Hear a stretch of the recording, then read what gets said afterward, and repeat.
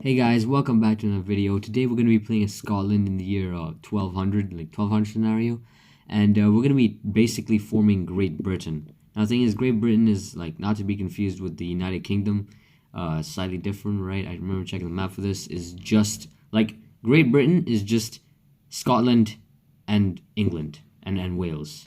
Like that's what Great Britain is. So yeah, that's one thing I just want to say before it starts.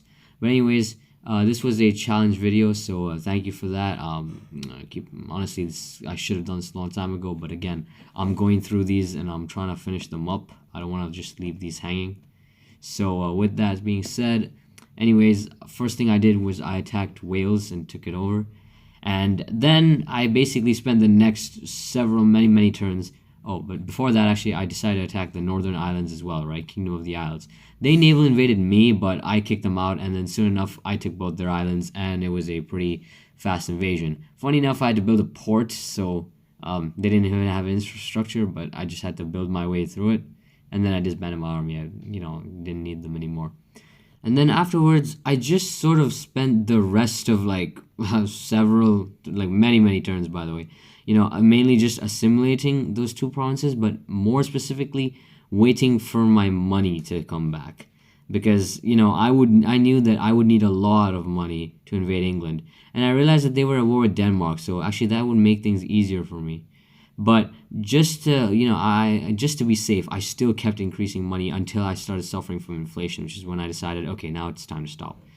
And so I made sure to cover my border in Wales as well, and my money was completely evaporated by then. But I even got one of the Irish kingdoms on board to attack the British holdings England's holdings in Ireland, so that I could weaken them further. And then I began my invasion. The English tried to launch a counter naval invasion, but like with 50 people, yeah, no, it failed like horribly. And so because England was at war with like a bunch of other places, I'm pretty much just walked through the country. So this playthrough was actually very easy, much easier compared to other ones, honestly.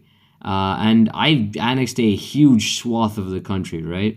Now you might be wondering what the rest of the playthrough is. Well, the rest of the playthrough is mainly me just trying to like stabilize this place, and like I had to get rid of my taxation because I didn't want to revolt, and like instead I decided to go with the strategy of keeping people happy so that they don't revolt, which pretty much worked actually. Shockingly enough, it worked because I went so many turns, but yet there was no rebellion whatsoever. Shockingly, I mean, again, that's pretty surprising, but for this game, I mean, it's pretty surprising. But anyways, I managed to continue on with that like 100% happiness, low taxes, and then I just slowly but surely assimilated one by one, like each province.